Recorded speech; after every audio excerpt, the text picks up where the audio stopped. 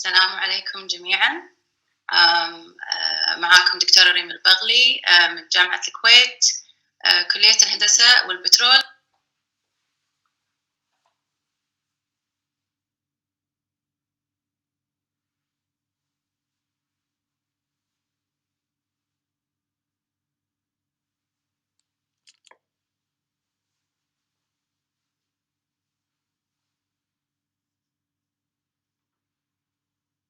قسم هندسة الكمبيوتر. I'm so happy to be here today. اليوم ما شاء الله we already have 137 attendees and it's just like 12:01. So thank you so much for coming today. اليوم إن شاء الله راح نغطي الأساسيات اللي أي طالب في جامعة الكويت من أي كلية أي أساسيات يحتاجها in order to be able to start the online learning process. Today's session is going to be in English. So we will be covering all the steps that you need in order to understand how to reset your password if that's needed, in order to even find your email. If you don't even know what your email address is, we will cover this today. And then also we will look at how we will be able to access Office 365 and all of its applications that are all available for you guys for free.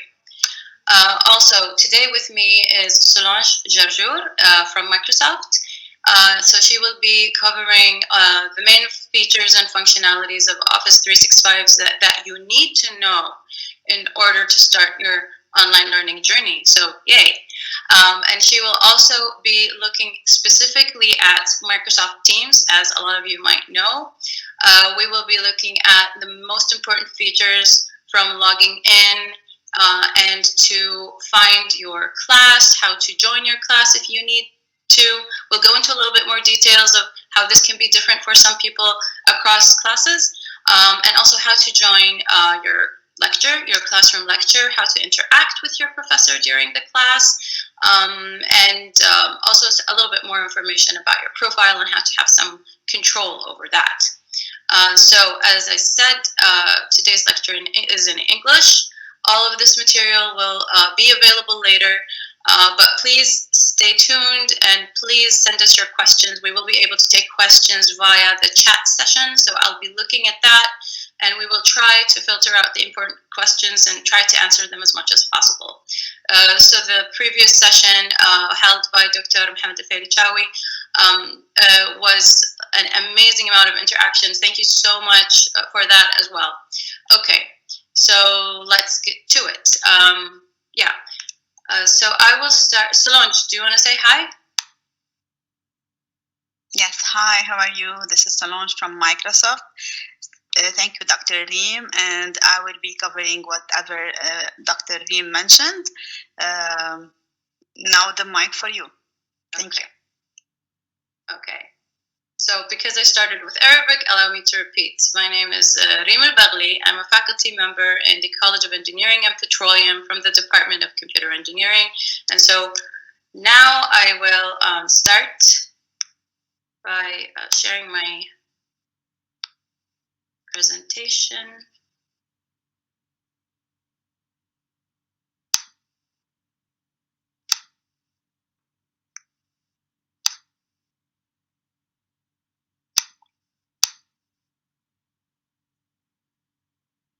Okay.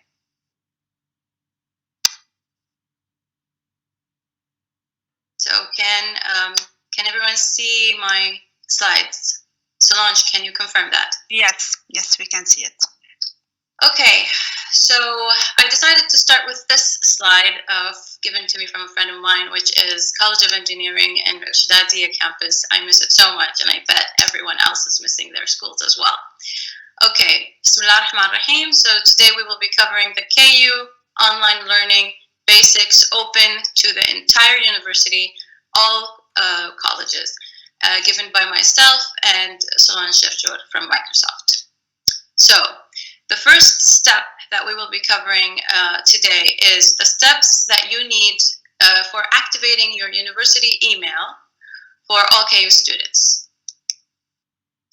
So first of all, you need to go to this link Now, some of you might be wondering, why am I not doing like a demo and doing these steps myself? But due to privacy concerns, if I do it with any student account, it will show a lot of private information, and hence I apologize, but this is the way we're doing it to protect the information.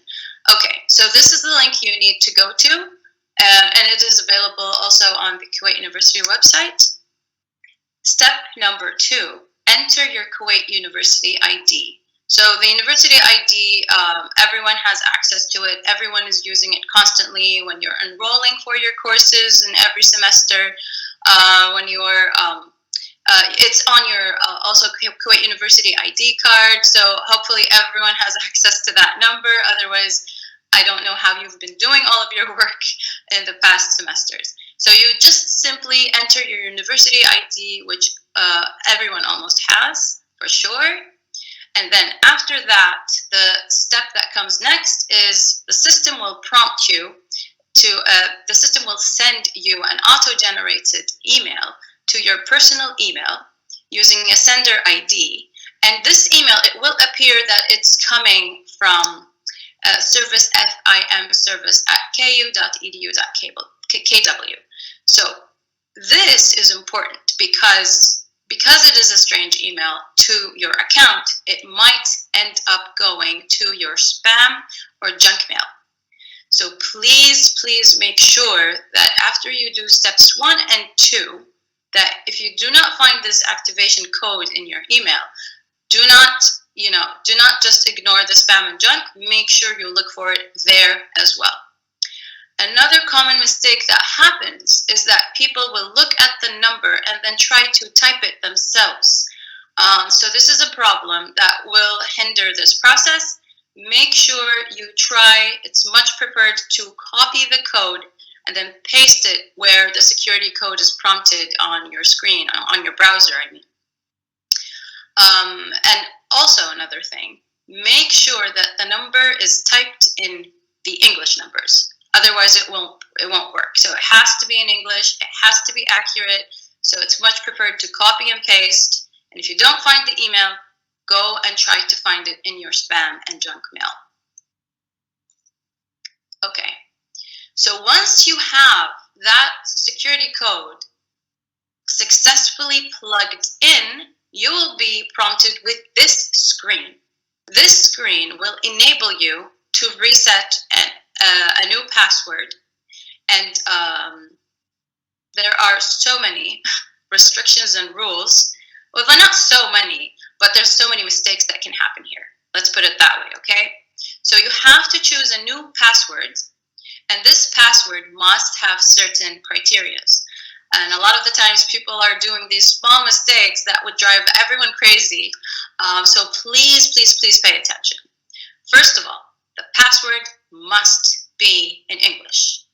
Do not mix the Arabic and English characters at all. It is all in English. That's 1. 2, it must have a combination of numbers and letters, right?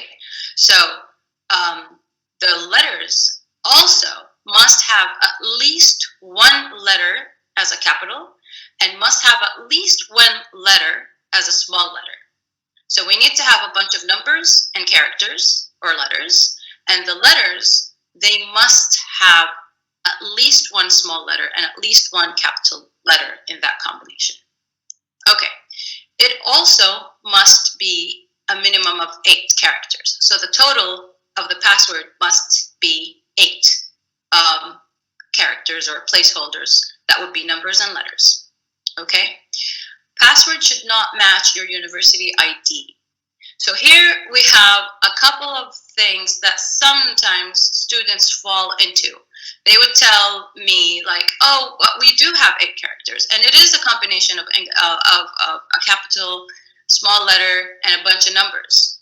But it cannot contain anything identifying or anything that is so easily identifying.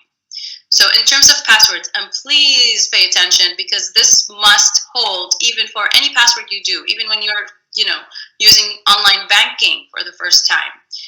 Do not include your name in the password in any way or form. Do not include your first name, Do not include your last name. Do not include your birth date. Do not include your university ID. Do not include, I'm sorry to sound repetitive, famous words like Kuwait. Okay? This will not allow you to go in, and it will give you an error message, and you will feel that you're like going crazy because you're following these rules and you're abiding by them, but it's still not accepting the password and it's giving you an error. So again, no names, and also no phone numbers. Do not plug in your phone numbers as a part of your password. Okay? The phone number thing, I don't think it's a restriction here, but it's also a very important thing to think of when you're creating a password for any important place that you're working with. Okay? And this is you're studying. This is your educational future. You don't want people messing in with what courses you're enrolled in or having access to your grades or private information. This is serious, so please take it seriously. Okay? So hopefully that will cover the passwords criterias. Step 5, after your new password is successfully reset, you will see the following window, and note your new password can be used, as I just mentioned, to access all electronic services provided by Kuwait University, such as the student portal system and the Office 365, Blackboard, and others. So Kuwait University has all of these services, all of these systems that hold really important information for you, or expensive services that are paid for by Kuwait University to help all their faculty and students. Do not take this lightly. Through this username and this password, just the same username and password, you can go in Office 365, the Kuwait University portal system, and then the Blackboard system. Okay? So that's a lot of money, a lot of services, a lot of really important information about you. Okay? So please protect it. Please be very meticulous about this. And then with no time, you'll get used to it. It won't feel as daunting. Okay? Okay. So now we're done with that. The second thing that we will be covering today is steps for getting access to the Kuwait University students' university email. So we'll look at how to know what is my email address. Where can I find that? Okay, Dr. Reem, we had one question for you. They are asking whether they can use symbols for the password. Avoid using symbols for the password. Oh. Okay. Yeah. It can, it can take some symbols, like the dot, for example. But you can use the dot if you want to, but just avoid, because not all the symbols, and I'm sorry, I didn't put them up, like all the symbols that are accepted or not accepted, but I do know for sure that the dot is fine. Okay. Or if you needed to use it as a separator. Good question. Thank you. Okay, so going back. Now we do have our passwords. We have our ID numbers. Now we want to know what our username or email address looks like, the KU email. And the KU email is the only way that you can log in and enter to your Office 365 full suite. It has tons of applications that you can use. So step number 1, you go and you visit the SIS, or the Student Information System, and you use your student ID, so the same one we talked about previously, and then your new password that we just created together, hopefully. So the email address to go and do this is portal.ku.edu.kw/SIS. Okay, and this is what the screen looks like. Now I know for sure most of the students are familiar with this, because if you aren't, you were not able to enroll in any classes in the university. And all the Kuwait University students who are active students, at least for this past spring semester 19 and 2020, and that means you were all able to come in here and enroll in your class. classes, right? So you get your student ID, you plug that in your username, and then you plug in the password that we just worked on, okay? Then you go to find your university email ID by going on the top. You can see these tabs on the top. You click on the My Profile tab, right? And then you click on the sub-menu where it says My Personal Information, okay? If I'm going too fast, please let me know. Or if you want me to repeat we had two questions over here. One is that these steps are for both the students and teachers, or only for students? I'm focusing on students right now, but the steps for the teachers are very similar. But we wouldn't enter the student ID. It would be something else. It's called an employee ID. But yes, they're very similar. Okay. Another question is that someone tried to follow your step, but they weren't able to access the online training portal. It says user is deactivated. So they can access the Kuwait University portal, however, they cannot access the online training portal. I'm not sure. Online training portal? Yeah. Does it mean Office 365 or? Maybe. It says user is deactivated. Okay, so let him send his email or phone number and just try to keep it somewhere on the side. I will contact him personally afterwards. Okay. So yeah, we are here to help you guys, and we're all going to be doing this together, so don't worry. Okay, so after logging in, as I said, go all the way to the top, to the tab that says My Profile, and then click on My Personal Information. And then you will be able to see something similar to this picture, which is your university email ID. It will appear highlighted as shown in the green oval, okay? So it would be something yada yada at eng.ku.edu.kw, depending on which college you are coming from, okay? So for today, I'm focusing on students, but I'm just going to mention really quickly, the emails of the faculty members will look a little different, but still they'll be able to find it, okay? Now, hopefully that was clear enough, and please plug in your questions. If we cannot address them right now, I'll find a way to address them and post about them later. So the last part that I want to cover is using our KU students' emails in order to be able to access the Office 365. So as you know, the Office includes a lot of programs. It's Microsoft Windows, for Word or Excel or PowerPoint, and these systems these tools are not for free. But Kuwait University has a contract, and it covers all of these systems for you, and it's providing them for everyone for free. So not only are you able to go in on the website and then see these applications, you are also able to download them on your laptop or your computer locally, that even if you're offline, you will still be able to use them.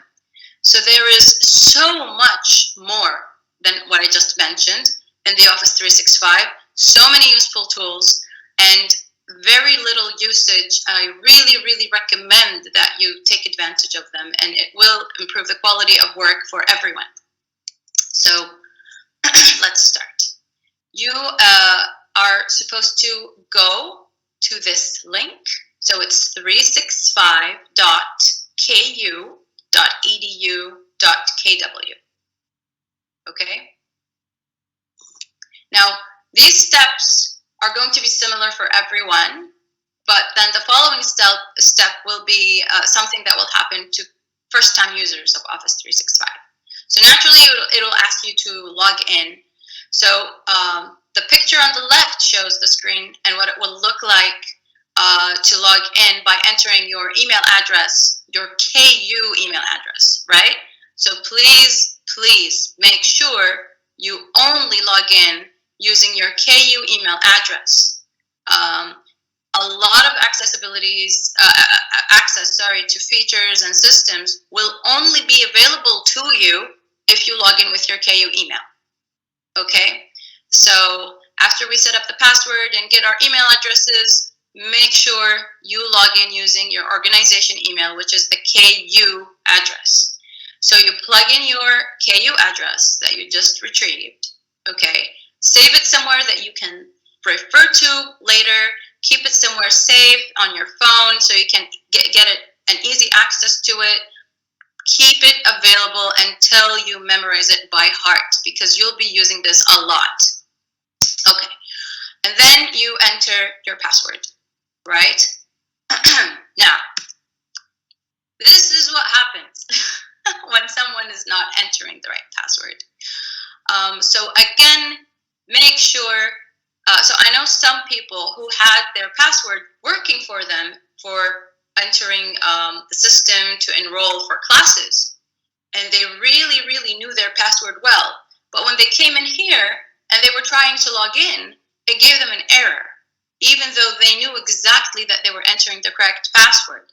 And it drove us crazy. It took us a while to figure out what was wrong, and it turns out the name was included in the password. Office 365 does not allow this. So this is a common mistake. A lot of you guys are doing this because sometimes it's easy to remember the password of if something familiar was in my password. Trust me, it only sounds a little bit difficult and daunting in the beginning. You'll get used to it, you'll be fine. And this is a very healthy habit to build, because similarly, you need to do this for anything important, like online banking, as I mentioned, or civil IDs or whatever, right? So another common mistake is that, for example, you have your caps lock button on your keyboard, it would be on. And you would be messing up what's capital and what's small letter, and you wouldn't notice this because the caps lock is on. So these little mistakes can drive you crazy. Be patient, and then you'll get the hang of it, and just in no time, you'll be typing in your password super fast without even looking at the keyboard, and it will be all perfectly right. So just be patient, and you will get there. We will get there. Okay. Now, this is the step I was mentioning that will happen for first-time users who are entering Office 365 for the first time. First-time users, it will take you to your Outlook. Outlook is the system that helps you get access to your email. So as I said, Office 365 has a lot of programs. One of them is called Outlook. And Outlook is what you use to check your email, your KU email, okay? So if you're a first-time person going into Office 365, it will automatically take you to Outlook, and it will ask you this. So after you log in, you will be prompted to select your preferred interface language. It will ask you if you want to have English as your default language or Arabic. And it will also ask you which region you are at. Please make sure you choose the correct region, because it is important when we will be setting meetings. It will go to your calendar, and your time must match your actual region in order for you to be able to attend these meetings, in the right timing. So choose your preferred language, and then for the region, make sure you select Riyadh, Kuwait, and then click on Save. Okay, hope that's clear. So this is roughly what the Outlook interface looks like. On the far left, you'll be able to see all the tabs on the side. You can click on the inbox, drafts, or whatever, or groups if you have them. And then in the middle, you'll see that you have all the inbox, all the emails. And then as soon as you click on one of those emails, the body of this email will appear to the far right. You know, this big white empty space with a letter symbol on it? As soon as you click on the email, the body of this email will expand in this white space to the far right. So now we're set up. We are in Office 365. We have our password. We have our KU email address. And we are in Outlook. But how do I go and find all these awesome applications? You go to that little symbol on the far left. You can see this is, I'm going to be switching back and forth. So here it looks like a blue square that has these little 9 squares, white squares. And here it looks a little different. This is a screenshot that I took of my own email. So you click on that, and then it will start showing you all the applications that you have, and a lot more. So you see that if you go here, it gives you quick access to the most frequently used applications of the Office 365. But if you want to go to the full Office 365, you just click on the link next to it that says Office 365 with a little arrow. So this will take you there to the main UI for the home for the home location of the website. Okay, so press the icon on the top left corner, and then it will take you to all the other applications. You will be able to get access to Microsoft Word, Excel, Notebook, and Teams, which we'll be covering today with Solange. And yeah, so that's what I have for you today. And then I'll be transferring to Solange, and hopefully we'll be communicating together on answering questions and moving forward. So Solange, are you ready? Yes, I'm ready. Okay.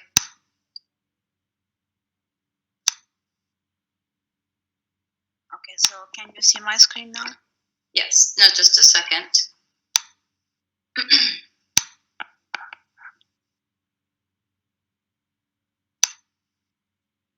So, yeah, your screen is available. Okay, good.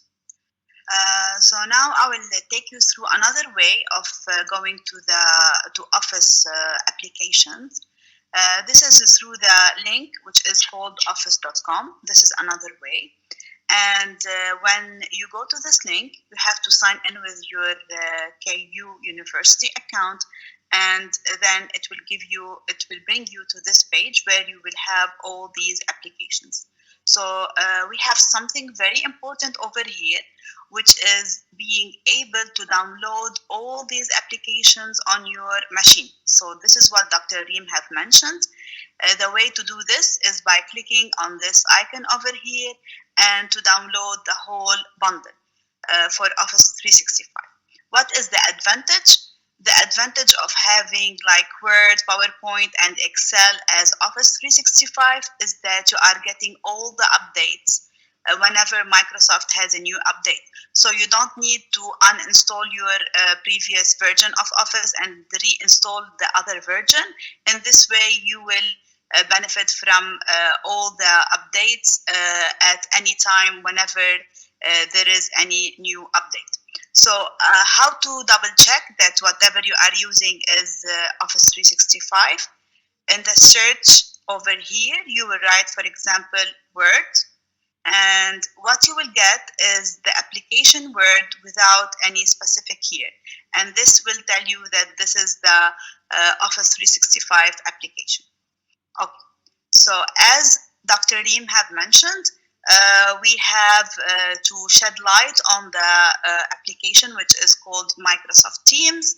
So whenever I click on this icon over here, it will take me to the Microsoft Teams browser. So this is the layout of Microsoft Teams. Why Microsoft Teams? It's a hub for all the things that comes to your mind. For example, if I want to make some sort of communication with my colleagues, with my professors, so I can simply use the collaboration tools in Microsoft Teams. If I want to check resources, collaborate on the same document, I can do that also in Microsoft Teams. So a lot of things can be done within this specific application. So to get started, I need to show you how to download this application on your machine. So you will go to this icon over here, which is the profile icon. It will have your first initials, and then you will go down to something called download the desktop app. So once you click on this, it will download for you the application and you can simply run it. Another way is to go over here on this ribbon and to click on this icon over here, which is called download desktop app. So these two ways will help you to have the application on your laptop. What is the advantage? It will run faster for you, and you will have more accessibility to more features, specifically when you are in a meeting with your professors. So I really recommend that you download this application on your machine. Now let's can you show how they can download any other application on their machine? Yeah, we mentioned this. Okay. So from office.com, you will go to this tab over here, which is called Install Office. You will click like this, and you will click on this one over here, which is Office 365. And as you can see, this will download for you the Word, Excel, PowerPoint, OneDrive, even Microsoft Teams. Okay? But you need to uninstall the previous versions in order for these applications to work. And also you need to sign in with your KU account. Okay, so these are two important things. Any other questions before we start? Someone is asking if this session is for online classes or registration from Kuwait University. So it's both.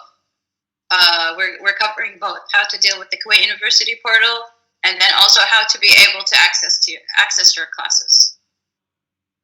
Okay, go ahead. Okay. Great. So now what we will do is that we will join a class, which is an online classroom or a virtual classroom through two methods. So we have the first method, which is a code, and the other method, which is a link. So expect that your professors can send you a code like this and will tell you, use this code to join my online classroom. So what you will be doing, you will take a copy of this code, you will go to Microsoft Teams, you will press on this icon over here. This is the first icon on your bar. It's called Teams.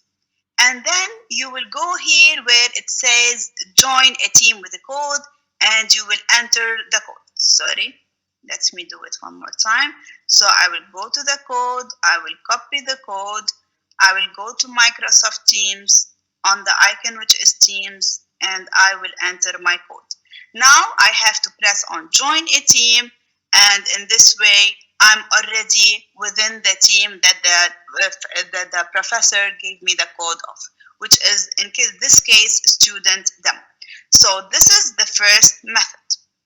Method number 2 is that the professor will send you a link to join his team. So I will take a copy of this link and I will go to the browser, open a new tab, and paste that link.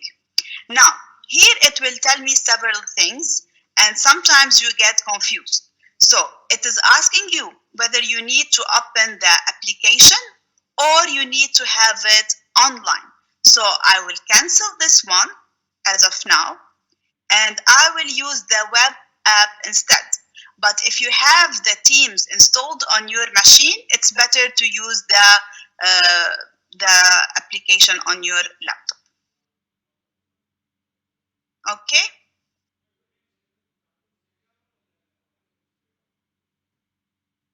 Okay. So in here, it is telling me that the request was sent. So all you have to do is simply to put the link and to open it via browser. And sometimes it will ask you to enter your username and password if you are not on the browser itself. Okay? It's very easy steps. And here it will not take you straight forward for the team. You have to wait the teacher to approve you. So now I have to wait for Dr. Reem to approve my request for going to this team, which is called test class. Okay? So these are the two methods. The first one was joining a team with a code. The second one was joining a team with a link. The third way is that you might have the teams already added for you. How that will happen? Kuwait University is now working on an automated system where it's creating the classroom for the professors and adding you automatically to the classrooms. So if that was the case, all you have to do is to click on the team and browse your classroom that you want to have the online meeting with. So as of now, I only have this classroom which I'm part of. So all I have to do is to click on this team in order to start my communication and collaboration with both the professor and my colleagues. Any questions so far? I just want to recap. So basically, Solange just covered several ways to go in my team.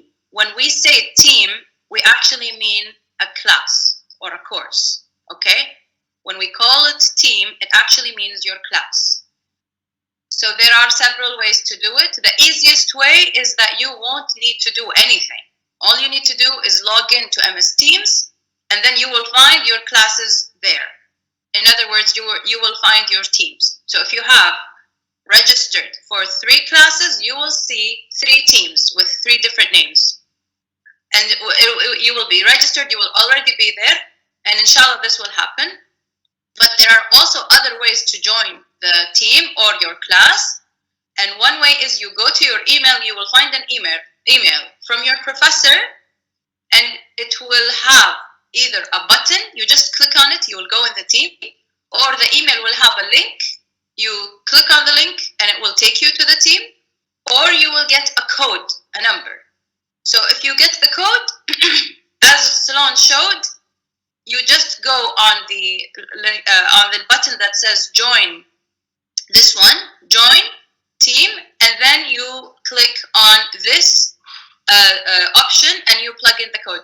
Now, mind you, because we are making policy changes and it's all still being worked on, inshallah, and it will be done soon. You see this square to the left where it says create a team. This will only be for professors to create their new classes if they need. This is possibly not going to be there once we start online learning for the students. So it is possible that the students will not see this that says create team. And you will only see this option to the right side, which allows you to enter using your code. Okay? Okay, continue. Thank you. So now I will go back to the team that I'm part of, which is called Student Demo. So what to expect over here? First of all, we have here the post tab. And the post tab, the doctor will be, as you can see over here, will be posting some kind of information, could be resources, announcements, anything that comes to the mind of the professor.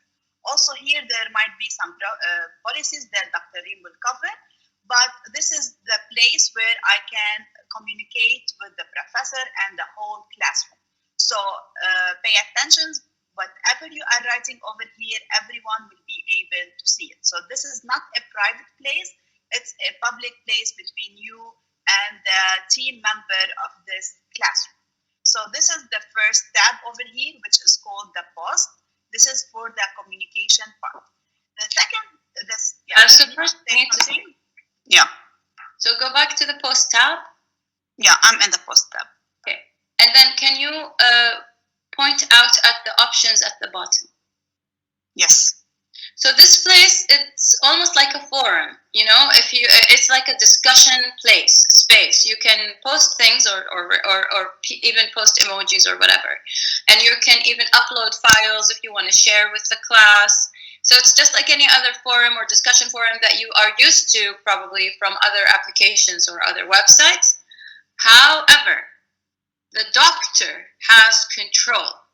It is possible that the doctor will not want to have students posting on this tab, And hence, can you, Solange, point at the options at the bottom?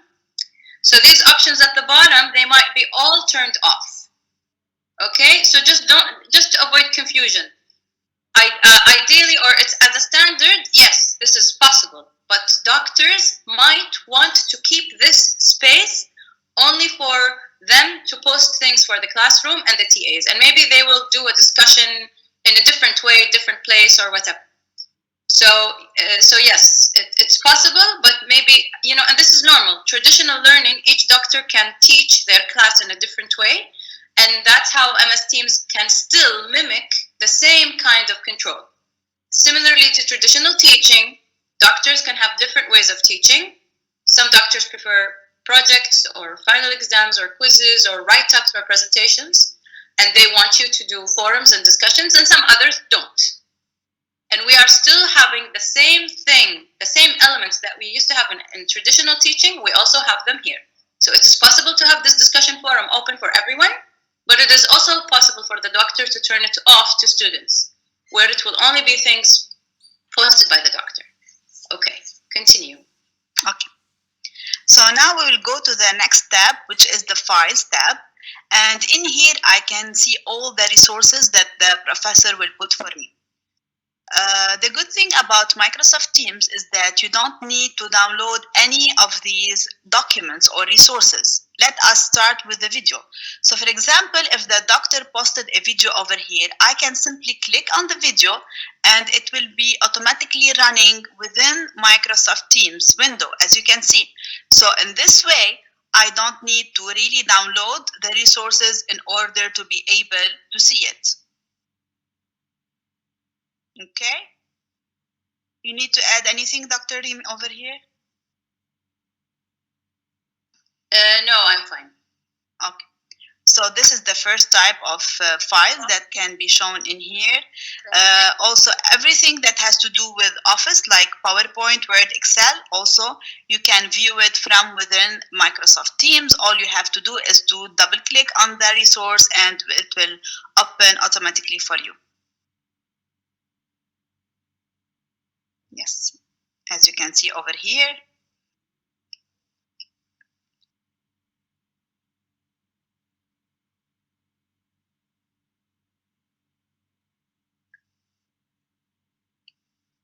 Okay, whenever you finish from any document, all you have to do is to click on this icon over here, which is saying close. So whenever you close it, it will automatically take you back to the tab Files where you can have all the remaining resources. Now, someone will like to have a copy of these resources. So if you want to download it, all you have to do is either to click on that document and press download, or also you can select several documents and download them at the same time. Now, note for something very important. We have a folder called class material. This will be a read-only for you. What does it mean? Anything that is within this folder, which is called class material, you will only be able to view it, but you will not be able to edit it. Anything outside this folder, which is the class material, you can edit. Why we have both options? Because sometimes the professor would like to have your interaction. It will require you to collaborate with each other. That's why expect to find the folder outside or the file outside this folder class material. Okay, any question from your side? Or any comment, Dr. Reem? Yes, so as mentioned, the Files tab, it can have the slides, the content, any files the doctor wants the students to have access to. But again, doctors can use this place to give you all their slides and all the materials you need, or maybe they will choose to use something else. They will let you know, okay? But just rest assured, every single doctor will be able to deliver all the materials that you need for any class that they are giving. So all the students will have access to materials, and most likely it will be here And if it is going to be from somewhere else, like maybe it's just one book and they will send it to you by email. I don't know. So they will tell you and they will make sure to let you know how to get access to the materials. Okay, continue. Okay, great. So now we will go to the most important part of this meeting, which is joining an online training or an online meeting. As you can see here in the chat, the doctor will be scheduling several sessions. Okay, so all you have to do. Solange, I have a good question. Someone said, do we get a notification when the doctor adds materials? That's an excellent question. Okay, so if the doctor went directly to the Files tab and input some kind of information or resources, you will not be notified. However, if the doctor attached a document from over here in this way, like I'm doing now, let me put something. Okay, so if he did it in this way, then yes, you will get a notification. Also, doctors might like spotlight on this resource by making at and mentioning the whole team. So if they did this, you will receive two types of notifications. You will receive a banner, which is a pop-up on your screen, and you will see it also as in the activity over here. So also it depends on the way how the professor will be putting this kind of resource, but at the end of the day, for sure, the professor will make it clear for you that they posted certain resource. Also, one more question that says, on my iPad, I can't see these options of class material. Why? Maybe you are not part of a class team. We have 4 types of teams. One is called class, which will have the class material. The others will not have this folder, which is called class material. So maybe the team that you are part of is not a class type. And also the interface looks a little different on the phone, and maybe Yes. So it might be there, but it doesn't look exactly the same way that she sees it here, or he sees it here. For the iPad, it somehow have the same interface as a regular phone, but for the MacBook, you will have the same interface as we have on any Windows device. Okay, continue. Okay. So now I will go back to join a meeting that the professor already scheduled for me. So I have 2 ways to join a meeting. The first way is to join it from the post, as you can see over here, and it will tells me that this meeting will take place on Saturday, May 30 at this time. So if this is not the meeting that I have to join, I will go and search for the right meeting. Another way, which is much easier, is simply to go to my calendar, but I'm not sure if I have one. Okay, simply to go to my calendar, and in my calendar, I can see the meeting. All I have to do is to click on the meeting and to click on join. So in this way, I'm joining the meeting. Hello. This is very important for you. This is before you join the meeting, make sure that you turn off your camera, turn off your mic, and then press on join now. So this is very important. If you want, I can repeat it. Yes, repeat it, and I will say it in both languages. Okay. So you can either join a meeting, which is like training or lecture or any kind of things, in 2 ways. The first way is from the team itself. Then you will go and search for the session that the professor already put. You will click on that session and you will click on join. The second way is to go to the calendar, From the calendar, you will find that meeting scheduled for you. And by the way, if you have Teams downloaded on your mobile phone, before the meeting by like 15 minutes, it will start sending you notifications that you have this meeting, you have this meeting. So really, it will be helpful to have Microsoft Teams on your mobile phone because you will get notifications of the meetings. So when you want to join the meeting, all you have to do is to click on the meeting and to click on the word join. Now here, again, the camera will be turned on, the audio will be turned on. As you can see, before I press on join now, I will make sure to turn off the camera, to turn off the mic, and to press on join now. Okay. So can you go back without turning off the before joining the team? Okay. When you had your camera on? Yes, sure. So I can't stress this enough.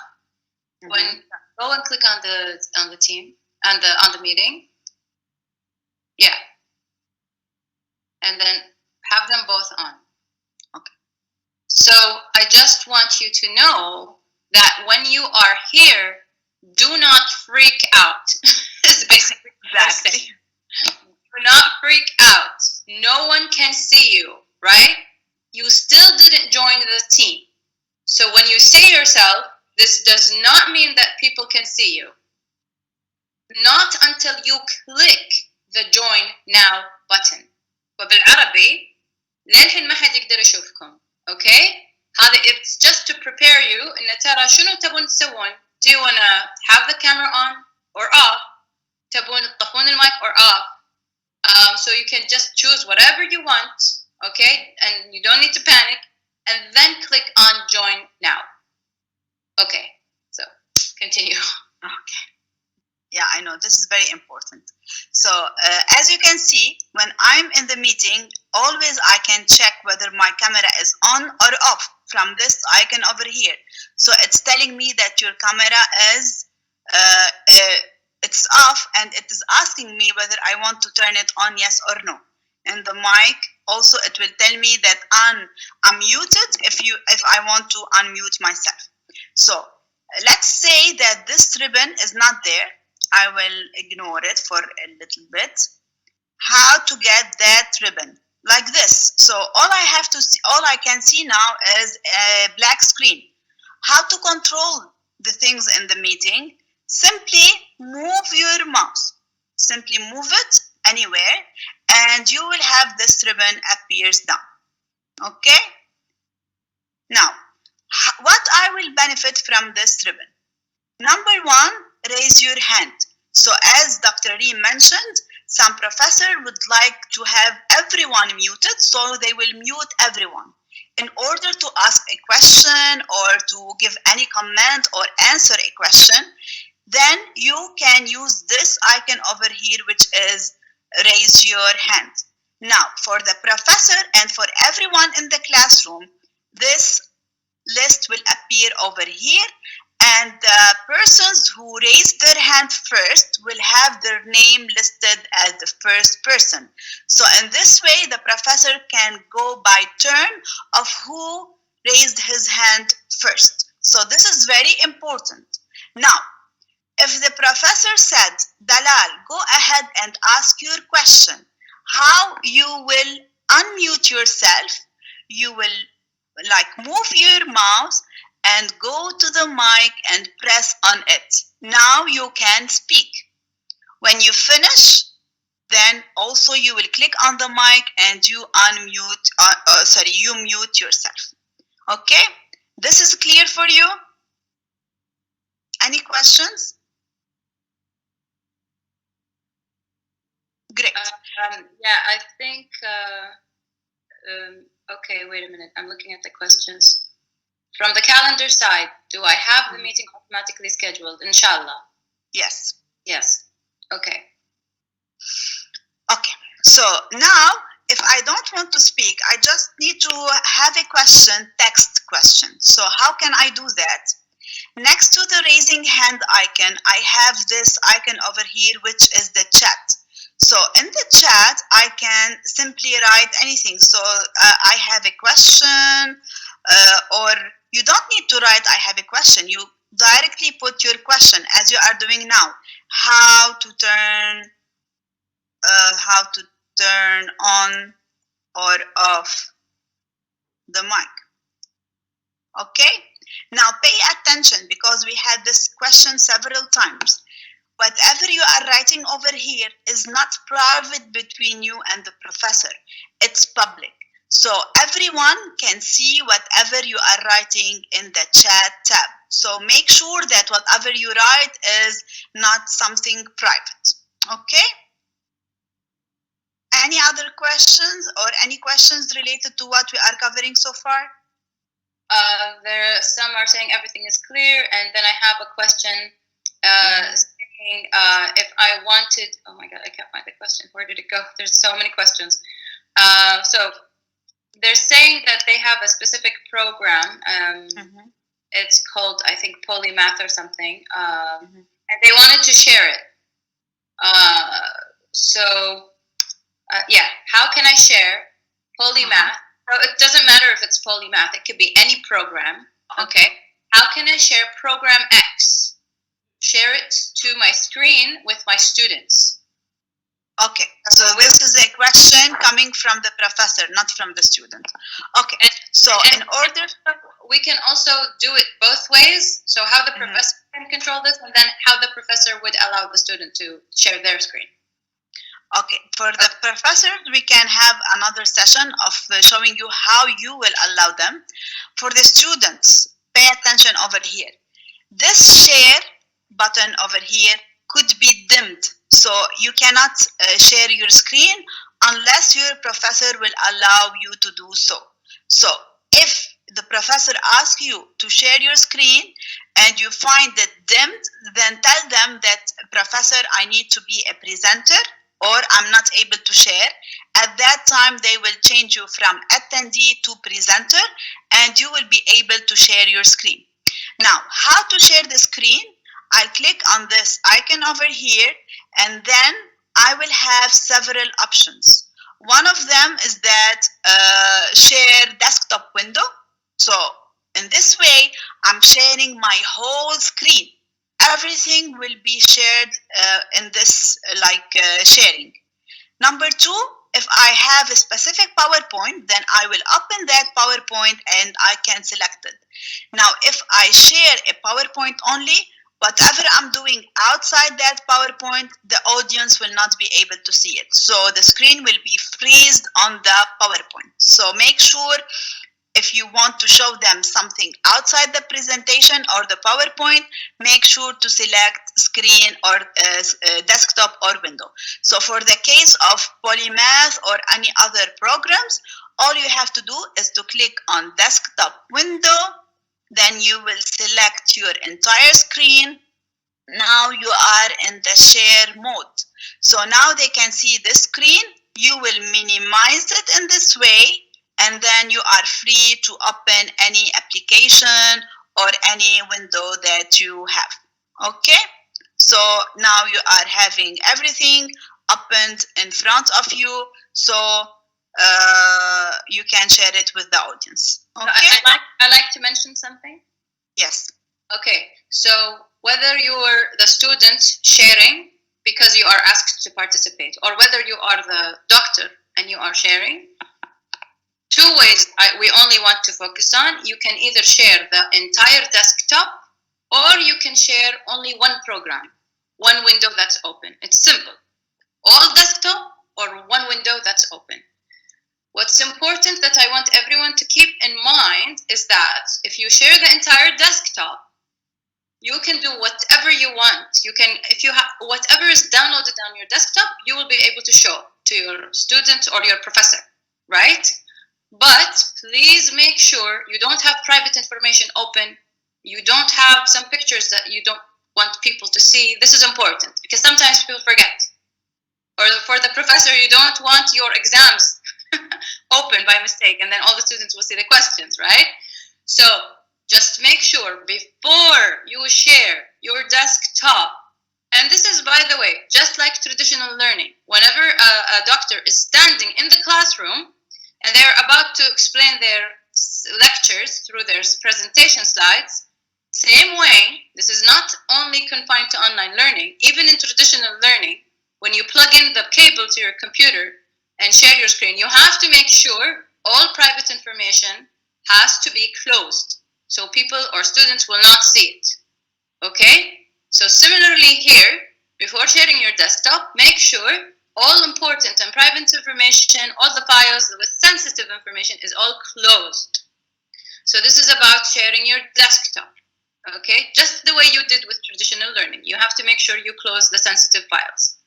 Now, about sharing the window, so if I don't want people to see my desktop entirely, and I know for sure I only want to show them one program, one window, make sure this window is not minimized in the bar. Otherwise, it will not see it. Okay? So if you have your, for example, PowerPoint open, but you have it minimized in the bottom bar, then when you click on share, Microsoft Teams will not see it and it will not enable you to share it. So make sure the window is open somewhere in the desktop. It doesn't have to be maximized, but it has to be there and it has to be open, not necessarily maximized. And then you'll be able to share only that window of only that program, and the students will only see this, but you will still be able to see the rest of your desktop, but no one else can see the rest of your desktop. Hopefully that's clear. Okay, continue, Solange. Thank you. Okay, so now let's say that I'm sharing a PowerPoint. Let me go back to my presentation. This is the PowerPoint that I want to share it. I'll click here on the slideshow, the same way that I'm used to. And then what I can do here, okay, so I think,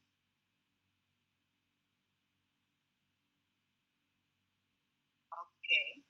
So let's say that I, as a student, I want to show something on this presentation. I can hover over this icon over here. It's like a pen.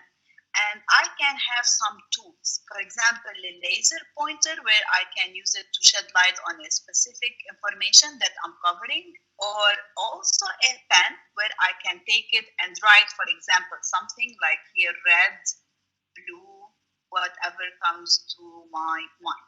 I made a mistake, it's all right. I can go back to the pen, take the eraser and erase the mistake. So this is very nice way of using the sharing screen with the power of PowerPoint, specifically Office 365. You will not find this pen, which is over here in the previous versions of Microsoft PowerPoint. You will only find it in Office 365. So once you are you finished, you can go here to the three dots and you can press on End Show if you don't want to cover the remaining presentations. And here it will ask you whether you want to keep these annotations or you want to discard them. So for example, now I want to keep it because this is very important and I want to share it later on with my professor. Once I finish from my part as a student, I can simply click on Stop Sharing. In this way, I'm stopping the sharing of my screen in this call. Okay, any questions so far? Reem? Hello. Yeah, I'm here. So they're asking questions about Outlook. So just continue. If I find something, I'll let you know. Okay, great. So now also the professor would like to record the session so that it will be available for you later on.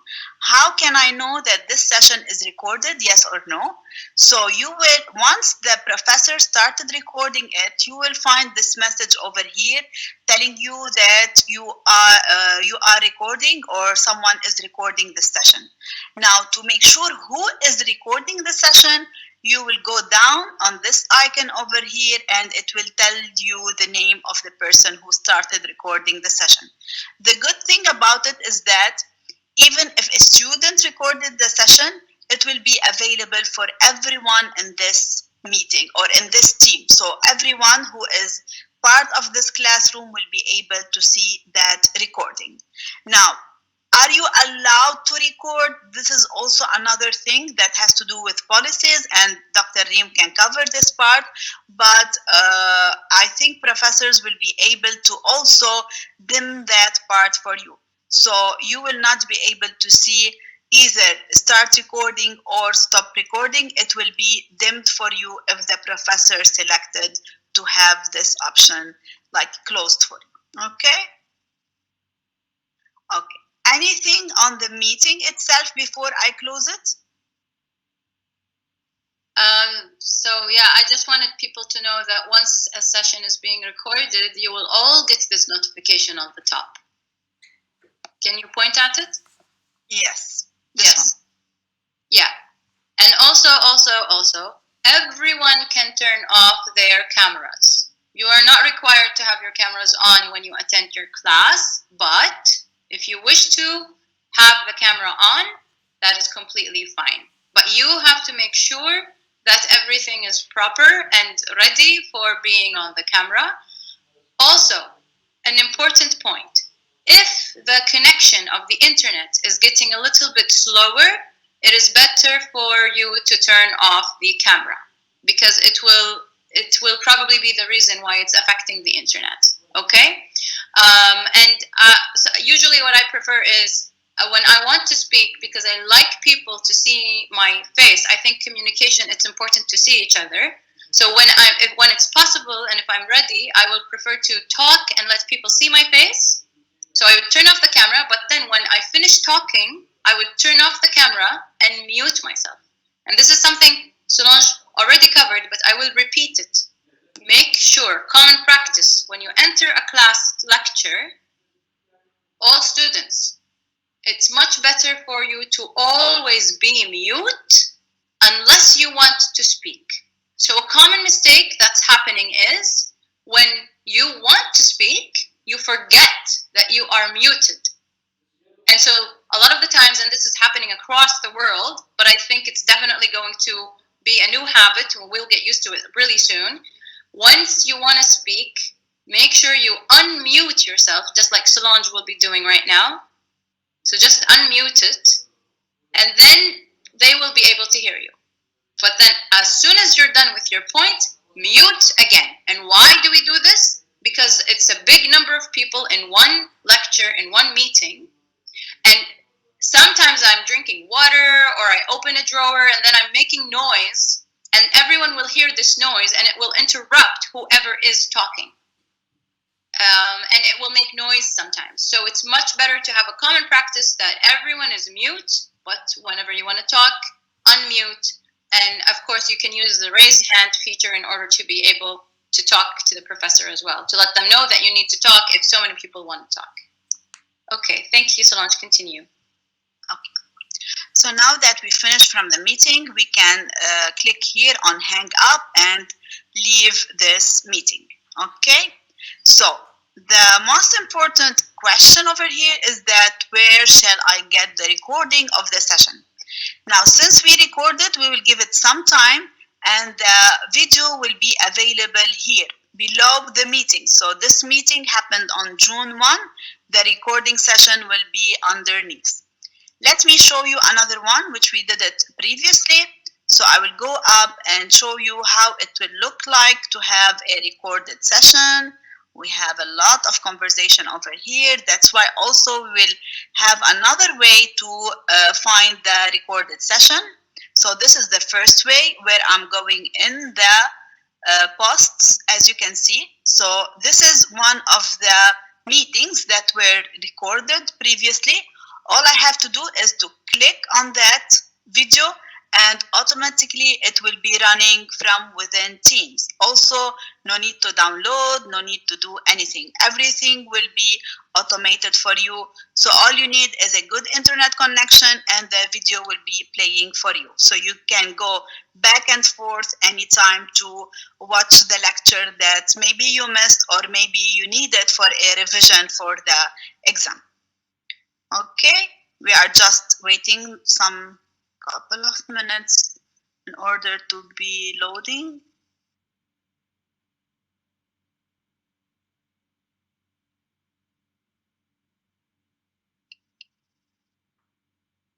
I don't know what happened over here.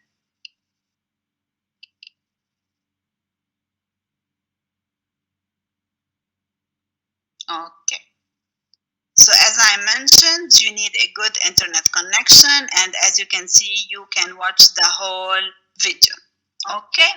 So this is the first way where I am going and searching from the post for the recorded session. The second way, which is much easier for you, is to go to the 9 dots over here. When you click on the 9 dots, click on Office 365 and then search for stream. So stream is similar to a YouTube. However, this is private only for you in the organization.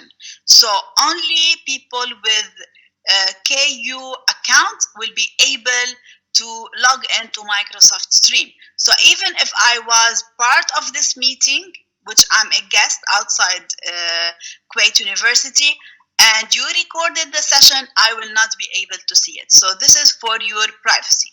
Now, how to go to all the recorded session for this specific classroom?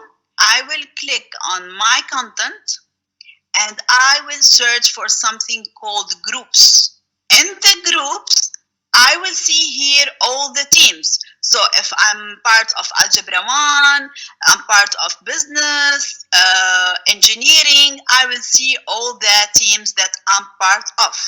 So all I have to do is to select the team that I'm part of. And as you can see, all the recorded session will be available for you. So either if you recorded it or if the professor recorded it, everything will be available for you. This will be easier if you want to revise for the final exam, so you can rewatch the lectures one more time. Okay, any questions so far? Yes, so about the recorded lectures, again, I just want to repeat 2 ways to see them. You'll find them on the post tab in the MS Teams, or you will be able, right here, it will be there amongst all the other announcements and notifications, so it will always be there.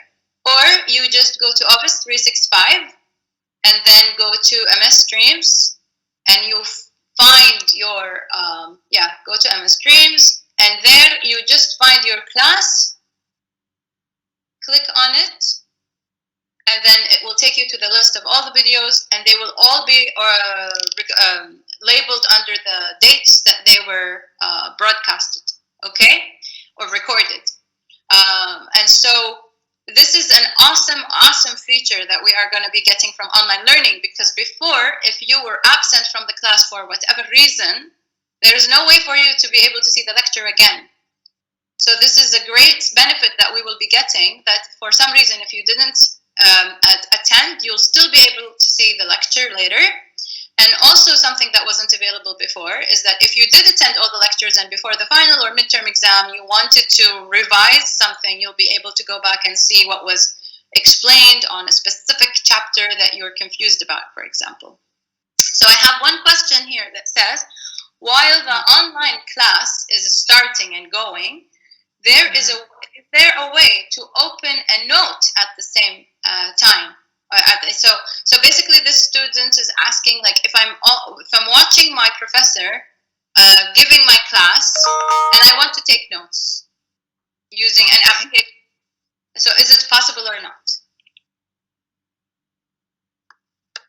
Yes. So while the session is there, you can simply minimize it. So this is the session. I simply can minimize it this way, and I can take notes or do whatever I need. So you can hear it, you can check it. So this is a very nice way to do it. Also, they can either minimize and they will hear the doctor and then use another application, or they can divide the screen. You can open 2 programs right next to each other, split your screen in half.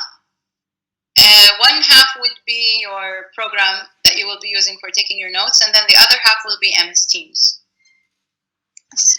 Yes. Okay. Great question. Thank you. Keep going, Solange. Okay. So this is all for the recording. I will close this tab over here, and we will go back to the Microsoft Teams layout. So one thing here I want to add is that probably some of you are more familiar with other languages, not the English language, and you need the whole layout to be in that specific language. That can be done in Microsoft Teams.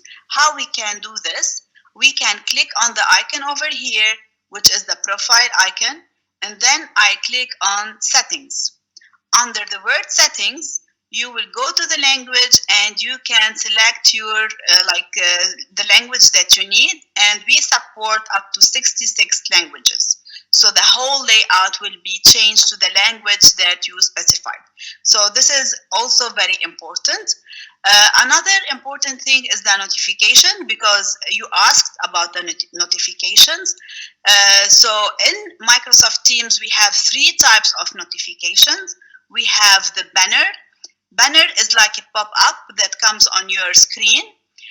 We have the feed, which is this bell over here, where all the notifications will come to the activity bell, similar to Twitter and Facebook. So you can click on that activity bell and check what is happening in this Microsoft Teams. And finally, we have an email notification. Now, what is an email notification? An email notification will be sent to you if you missed an activity. What does it mean?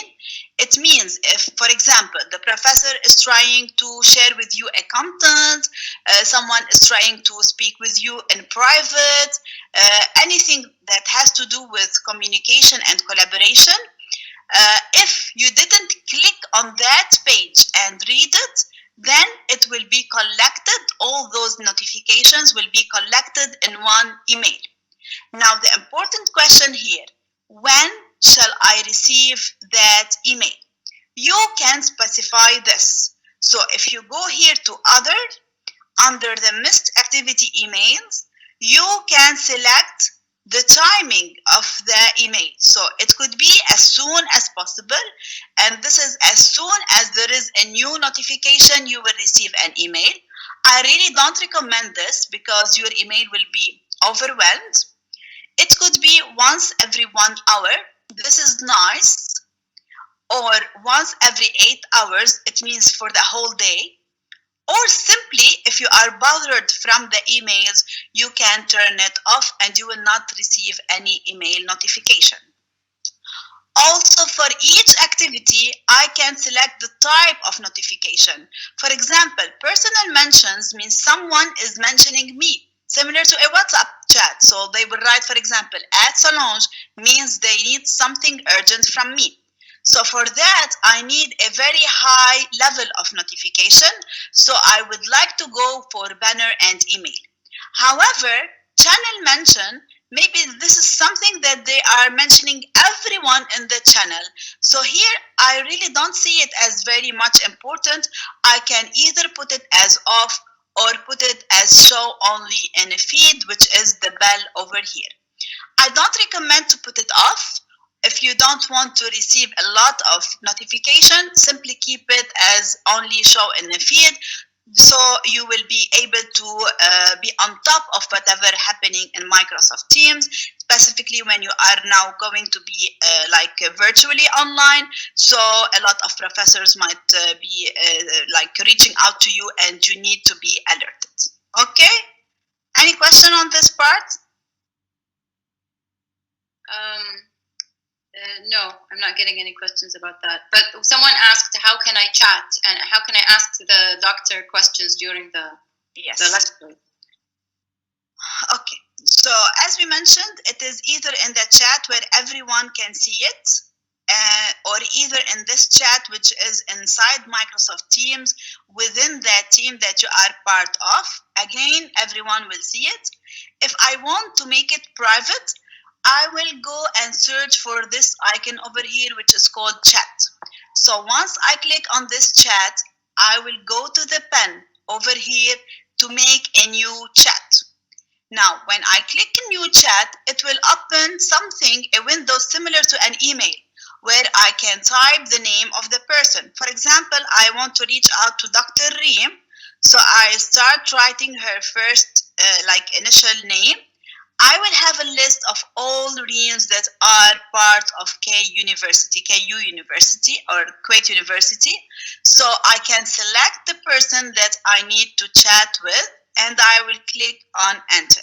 Here I can type my message, hello doctor or whatever. Now pay attention that even if I send it now, it doesn't mean that the professor will be able to reply to me. Also, we have some sort of policies that will be there. The policy is not to disallow you from this kind of communication. However, maybe they will set like office hours where the doctor will go over all the chats and will reply during those office hours. But this is a very nice way in order to send a message for the professor and here be professional and send very important messages, because at the end of the day, these are doctors that are teaching more than one classroom. Okay? Can I say something? Yeah. So about office hours.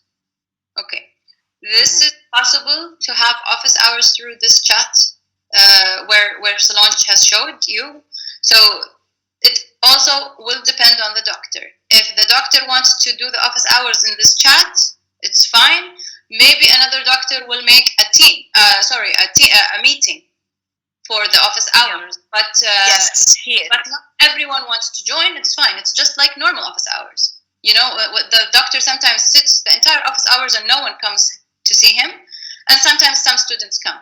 So maybe the office hours will be through chat, or maybe the doctor will be sitting in a meeting during the office hours, and students can come and ask him questions or not. So it will depend on the doctor. Okay, but the student was asking during the class lecture in the meeting. So can you just show her for the chat how to reach it? Yes. So I will go and join this meeting, for example.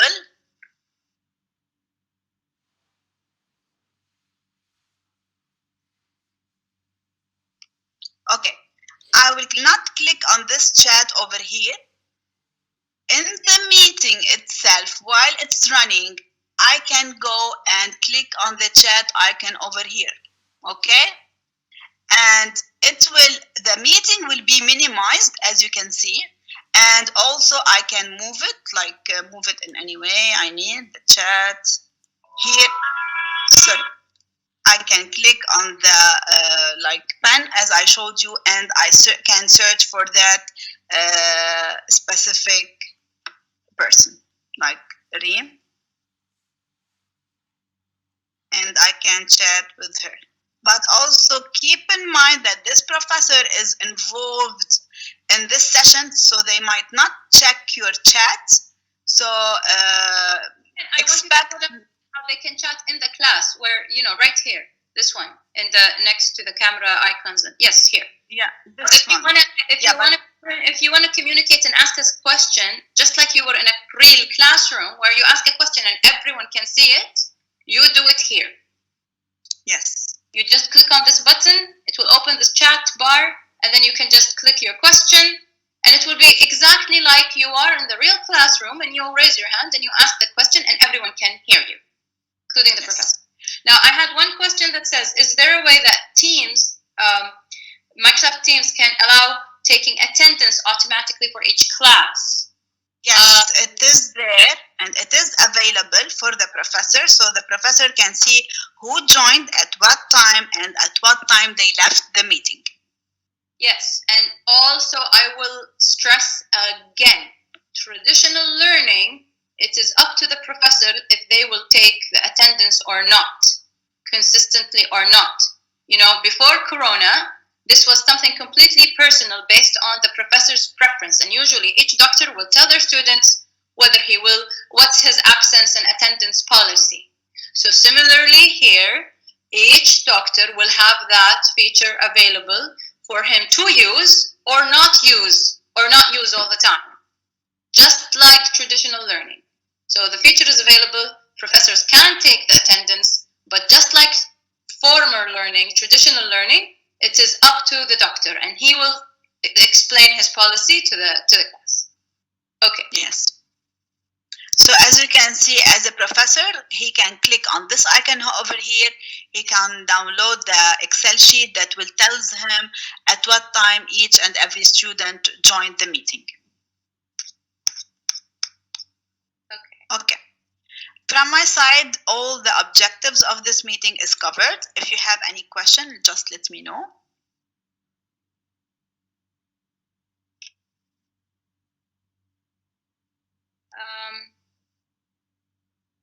Yeah, I can't find. There's a lot of questions, but not.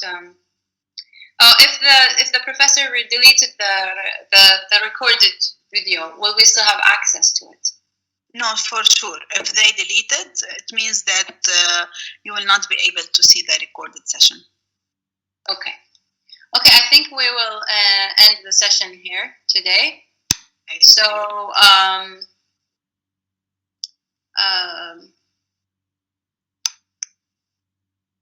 are you still having your screen? No, I stopped sharing my screen, so you have to select your camera, I think. Sure. Okay. So can you see me now? Solange, can you see me? Yes, I can see you. Okay. So today this will be the ending of this session. I was really happy to be part of this. Thank you so much for coming. Thank you, Solange, so much for a great session. So please, we will keep looking at your questions. If we find something important, we will be posting about it. And we will, inshallah, have another session next Monday. Okay, same time. And the link will be posted the same way you got the link today. It will be posted before the session, at least 1 or 2 days before that. It will be the same time, 12 to 1. It will also be in Arabic.